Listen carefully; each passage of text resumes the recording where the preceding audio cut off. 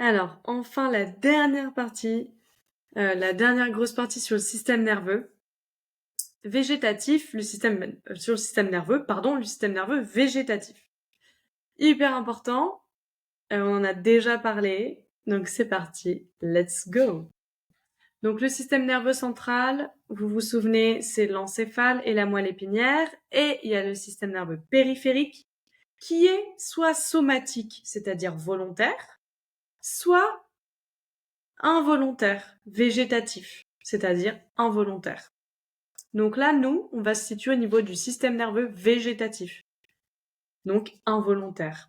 Et en fait, dans le système nerveux végétatif, il y a deux voies, les voies sympathiques et les voies parasympathiques. Quand je vous dis système nerveux périphérique, somatique, volontaire, c'est-à-dire, voilà, je lève le bras. Involontaire, ce qui se passe dans le corps, les sécrétions enzymatiques, le péristaltisme intestinal, les battements du cœur, etc., etc. Ok ? Donc ça, c'est du végétatif. Dans le végétatif, il y a deux voies, les sympathiques et les voies parasympathiques. Orthosympathique, c'est sympathique en fait, c'est la même chose. Et la voie parasympathique. Alors, comment ça se divise ? Le sympathique ou l'orthosympathique du système nerveux autonome, donc végétatif, en fait, c'est vraiment celui qui, c'est l'action, c'est le combat ou la fuite. C'est vraiment le système nerveux accélérateur de l'action, de la fuite, le stresseur en fait. Donc il a vraiment pas des bonnes actions sur le corps. Par exemple, on va avoir les pupilles qui se dilatent, la mydriase, les vaisseaux sanguins qui vont se contracter, donc de l'hypertension, les bronches qui vont se dilater, le rythme cardiaque qui va s'accélérer, la digestion qui va s'inhiber totalement, plus de digestion, plus de sécrétion enzymatique, plus de péristaltisme intestinal, stimulation de la libération du glucose, voilà, l'adrénaline qui va être sécrétée. Vous voyez, tout est lié. Tout est lié. La vessie qui va se contracter, etc. Et même, on peut pas avoir d'orgasme, tout va se contracter. Voilà. Alors que le parasympathique, donc repos-digestion, c'est tout l'inverse. Les yeux en myosis, donc les pupilles toutes petites, la salivation qui sera plus sécrétée, les enzymes qui seront mieux sécrétées aussi, les bronches qui seront plus contractées, le rythme cardiaque qui va être ralenti, la digestion qui va fonctionner, qui va être stimulée, les sécrétions enzymatiques, le péristaltisme intestinal, la régulation de la sécrétion d'hormones et de tout ce qui est sucre d'hormones pour digérer, d'hormones pancréatiques, et de sucre digestif aussi, la vésicule biliaire qui va mieux faire son travail, les vaisseaux sanguins qui vont se dilater, et même la vessie qui va être stimulée, et l'organe sexuel aussi, la libido, l'éveil. Voilà. Ce qu'il faut savoir, c'est que c'est hyper important. Et là, je pense que c'est une des parties les plus importantes de tout ce programme, c'est que là, à partir de là, vous l'aurez compris, tout est important. Ok? Il n'y a pas que l'alimentation. Vous pouvez manger le plus sain possible. Si vous êtes en orthosympathique tout le temps, forcément, vous pourrez pas aller bien. Vous n'irez pas bien.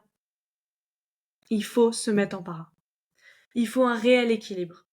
Moi, là, tout de suite, je suis pas en para. Je suis en train de faire la vidéo. Je suis pas en para. Je suis en train de vous transmettre, de donner un cours. Je suis en ortho. Mais après, je vais me mettre en para. En fait, c'est une histoire d'équilibre. L'hyperortho, c'est dangereux. Quand on n'est pas bien, quand on est stressé, mais il faut mieux même pas manger. De toute façon, vous allez pas digérer, vous allez vous inflammer. Vous voyez? Donc, responsable de régulation de la coordination des fonctions vitales. Le système parasympathique, le système végétatif. Voilà. C'est lui, que ce soit le para ou l'ortho, qui sont responsables de la coordination et de la régulation des fonctions vitales. Les voies nerveuses, elles sont différentes anatomiquement et fonctionnellement des autres voies de conduction nerveuse, hein, ici. Ici, les voies sensitives afférentes donc sont végétatives, c'est surtout les voies sensitives afférentes, par les interorécepteurs, ça s'appelle, donc c'est les récepteurs à l'intérieur. Voilà. Et les voies motrices efférentes, ce seront les muscles lisses. En fait, pardon. Quand je dis voie sensitive afférente végétative, c'est par le biais des interorécepteurs.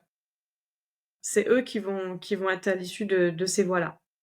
Alors que motrices, ça va être les muscles lisses, les viscères, les vaisseaux, les muscles cardiaques, les endocrines, les glandes exocrines, endocrines, enfin voilà, les sécrétions hormonales, le métabolisme énergétique, le système immunitaire.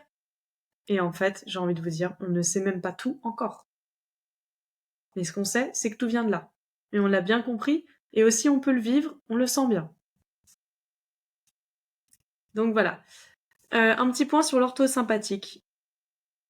C'est le guerrier, c'est le stresseur, c'est l'urgence, la crispation, la fermeture, l'action.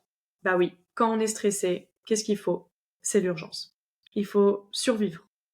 On fuit ou on survit. Il y aura un cours sur le stress. C'est hyper important. Mais voilà. Et le parasympathique, qui lui, c'est la récupération. Le guérisseur, le gérant de la logistique de notre corps, de l'homéostasie, la récupération, la détente, la reconstruction, la guérison. Il favorise toutes les sécrétions. Tout fonctionne bien grâce à lui. Donc vous l'aurez compris, ça, orthosympathique égale danger, quand on est bloqué en ortho. Je dis pas qu'il faut pas du tout avoir d'ortho, hein, mais il faut que ce soit très très très contrebalancé. Il ne faut pas être bloqué en ortho. Et très souvent dans votre conscience, vous allez me dire non, je suis pas stressée. C'est comme si j'ai la jambe qui bouge comme ça tout le temps. Non, je suis pas stressée. Je vais bien. Arrête. Faut observer le corps. Écoutez votre corps. Observez votre corps. Lâchez votre tête. Dans la conscience, souvent on se voile la face. Soyez à l'écoute de votre corps. Le parasympathique, c'est l'homéostasie récupératrice. Je l'ai redit. Bon, on va pas refaire un tour. Mais voilà. Ce petit tableau-là, c'est vraiment, c'est ce que je vous ai dit tout à l'heure. Voilà, les pupilles elles vont être en myosis. Quand on est en para, c'est-à-dire qu'on est en relâché, en récupération, on va mieux saliver, on va mieux sécréter. Le foie, il va se désacidifier. Les hommes, c'est là où pourront avoir l'érection ou la lubrification pour la femme. Donc au niveau sexuel, le cœur qui va s'abaisser au niveau rythme cardiaque. Le sang qui sera bien irrigué partout. Beaucoup de sécrétions importantes au niveau digestif, même vaginal. Les sphincters vont être relâchés. La respiration ventrale. Quand on respire bien. Et par la respiration, on a accès à la régulation de ça. C'est pour ça que je vous fais plein d'exercices de respiration en atelier. Parce que c'est par la respiration qu'on va pouvoir réguler tout ça. Atteindre le parasympathique. Et du coup, vous l'aurez compris, ça va jouer un rôle. C'est emprunter le chemin de la guérison. L'orthosympathique, quant à lui, l'urgence, les yeux, les pupilles dilatées, la bouche sèche, du glucose dans le sang qui est relâché. Oui, il faut vite du sucre pour vite s'en servir, pour accélérer, pour survivre, pour aller vite. C'est un système de défense, de protection, de survie. Donc il faut vite du sucre dans le sang pour que ça aille vite, accélérer. Le cœur qui s'accélère, le sang orienté vers les muscles, du coup les extrémités vont être plus froides. Les muscles, le sang orienté vers les organes principaux et les muscles. Ça se dilate, il faut vite courir. Il n'y a plus de sécrétion, tout s'arrête. C'est pas le moment. Les sphincters vont être resserrés, fermés. Les poils en horripilation. La respiration va être queue haute, queue thoracique. On respire plus bien. Voilà. Et merci pour cette vidéo. J'espère que vous aurez appris beaucoup de choses. En tout cas, à ce stade-là, je pense que vous avez compris beaucoup de choses et que vous commencez déjà à avoir beaucoup de clés entre vos mains. Voilà. Et ça, c'est le principal. Et c'est ce pourquoi j'ai créé le programme. C'est pour que vous puissiez comprendre tout. Parce que c'est en comprenant tout et en connaissant le fonctionnement de votre corps que vous aurez l'impact.